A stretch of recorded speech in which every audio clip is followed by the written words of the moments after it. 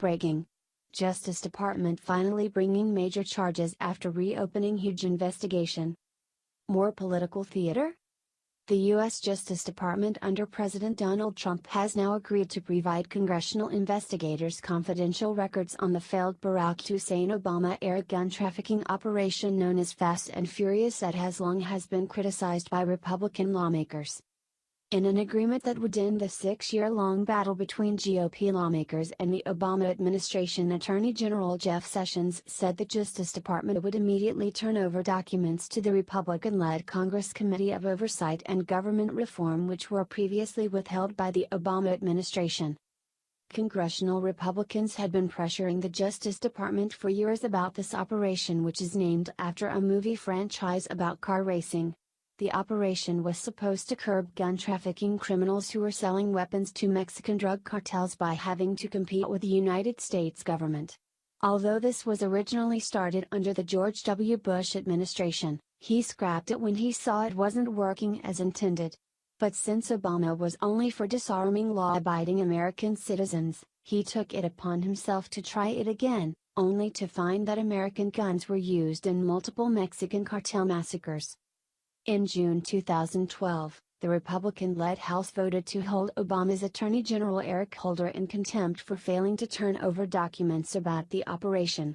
The committee sued Eric Holder for access to the documents in August 2012. Obama later asserted executive privilege to block the disclosure of the documents. And it didn't go any further because the GOP was afraid to go after the first African-American president and his Attorney General. Via National Review. Obama administration scandals never resolve. They just vanish, usually, under a new scandal. So it was with one of this president's earliest embarrassments, Operation Fast and Furious, designed to help the Bureau of Alcohol, Tobacco, Firearms, and Explosives, ATF, dismantle drug cartels operating inside the United States and disrupt drug trafficking routes. Instead, it put into the hands of criminals south of the border some 2,000 weapons, which have been used to kill hundreds of Mexicans and at least one American, U.S. Border Patrol agent Brian Terry. Now, Fast and Furious is back in the news. Earlier this month, a raid on the hidey hole of drug kingpin Joaquin El Chapo Guzman recovered not only the notorious drug lord, but a massive .50 caliber rifle, capable of stopping a car or shooting down a helicopter, that originated with the ATF program. Rest easy, though, only 34 such rifles were sold through the program. The news comes just days after a federal judge rejected President Obama's assertion of executive privilege to deny Congress access to Fast and Furious-related records it requested back in 2012 as part of an investigation into the gun-walking operation. Despite the IRS scandal, Benghazi, and a host of other accusations of malfeasance against this White House, it remains this president's sole assertion of executive privilege. 3.5 years later, the question is still, why? In November 2009, the ATF's Phoenix field office launched an operation in which guns bought by drug cartel straw purchasers in the U.S. were allowed to walk across the border into Mexico. ATF agents would then track the guns as they made their way through the ranks of the cartel. At least, that was the theory.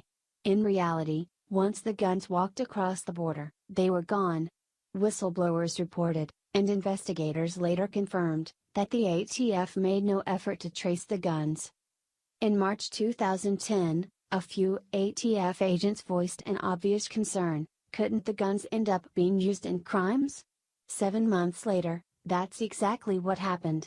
The brother of the former Attorney General of the state of Chihuahua was murdered, and Fast and Furious weapons were found at the scene.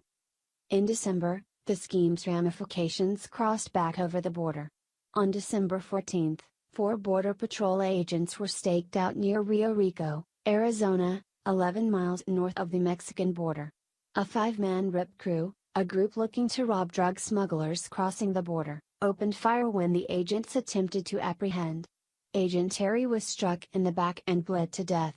2 of the guns involved in the shootout were traced back to Fast and Furious, which continued for another 6 weeks. The operation was finally shut down with the help of Senator Chuck Grassley, R. Iowa, then ranking member of the Senate Judiciary Committee, who promptly opened an investigation. 2 months later, Darrell Issa, R., California, then chairman of the Committee on Oversight and Government Reform, opened his own investigation in the House. Operation Fast and Furious would have been bad enough. But the investigation made clear a widespread cover-up. In February, in response to a request from Grassley, Assistant Attorney General Ronald Weick submitted for the record a letter declaring that any claim that ATF sanctioned or otherwise knowingly allowed the sale of assault weapons to a straw purchaser who then transported them to Mexico, is false. ATF makes every effort to interdict weapons that have been purchased illegally and prevent their transportation to Mexico.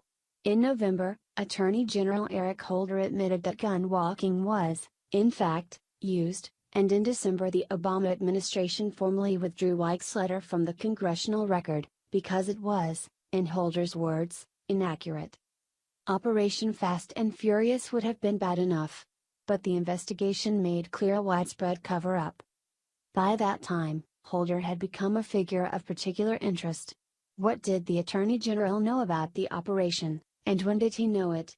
In May 2011, he claimed to have known about gun-walking tactics for only a few weeks.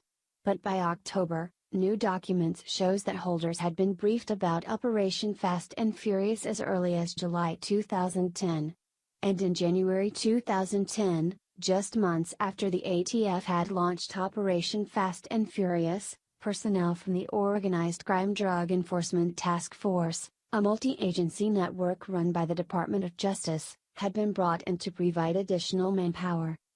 Furthermore, the operation may have had an explicitly political angle. Emails obtained by CBS News in late 2011 showed ATF officials corresponding about the possibility of using Fast and Furious to push through a regulation requiring gun shops to report the sale of multiple rifles or long guns. In other words, the ATF permitted certain gun shops to conduct certain, inadvisable sales to dangerous people and then planned to point to those sales to justify the need for new reporting requirements. By the summer of 2012, Holder and the House Oversight Committee were at a standoff, the Attorney General claiming he had been fully responsive to the committee's request for documents, Issa claiming that the DOJ had withheld 1,300 key pages. President Obama, intervening, declared that the documents were protected under executive privilege, a risible claim, legally, and a suggestive one, given the White House's denial of involvement. In late June, at the recommendation of the committee, Holder became the first sitting member of a presidential cabinet to be held in contempt by the House of Representatives. In September, the administration declared victory. The Department of Justice's Inspector General released a report recommending disciplinary action against 14 federal officials and absolving Holder, seemingly. In fact, the report noted a series of extraordinary coincidences in which, several times in 2010 and 2011, information about the program made it all the way to Holder's desk, but without the Attorney General's ever managing to pass his eyes over it. Odd, that. Since then, the investigation into Fast and Furious has been tied up in the courts, where the House challenged the president's executive privilege claim. But the ATF and Co.'s horrendous judgment continues to take a toll. By the time of the House's contempt vote, some 300 Mexicans had been killed or wounded by Fast and Furious firearms, and that number has surely risen. In December 2013, a walked gun was found at the site of a gunfight at a Mexican resort that left 5 cartel members dead. The guns have found their way north, too. A weapon owned by Nader Sofi, one of the 2 Muslim terrorists who tried to shoot up Pamela Geller's Draw Muhammad contest in Texas last May, was acquired through Fast and Furious. The guns have found their way north, too. It is difficult to overstate both how stupid and how incompetent were the whole host of federal officials involved in this fiasco, who first thought it was a swell idea to traffic thousands of guns to Mexican criminals, then blithely forgot about them. It is difficult, too, to overstate the contempt of this administration for transparency, given that, having made those fatal mistakes, its response was to hide them from a congressional inquiry, going so far as to invoke executive privilege to do so. At best, The operation and its aftermath were an exercise in astonishing malpractice. At worst, the administration knowingly exhibited a reckless disregard for human life, then covered it up. Under Operation Fast and Furious, the U.S. government became a de facto arms dealer to Mexican drug cartels and Islamist criminals. But this administration still wants to lecture Americans about gun control.